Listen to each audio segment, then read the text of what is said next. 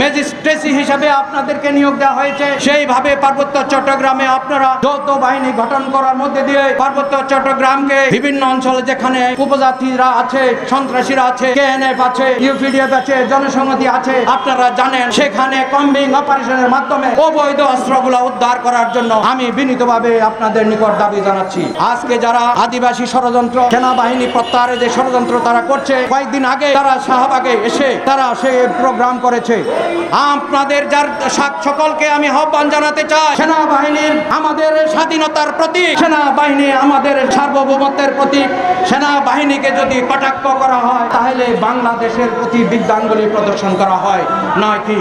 প্রিয় বন্ধুরা, যারাই যেখানে আমাদের এই দেশপ্রেমিক সেনাবাহিনীর বিরুদ্ধে কথা বলবে তাদেরকে আপনারা সেখানে টুটি চেপে ধরবে। সুতরাং বাংলাদেশে কোনো আদিবাসী নেই। আদিবাসী যদি আজকে তারা ছলনে বলনে কৌশলে যদি আদায় করতে পারে, তাহলে অনতি বিলম্বে তারা পার্বত্য চট্টগ্রামকে একটি স্বাধীন জম্মুল্যান্ড তারা ঘোষণা করতে পারবে।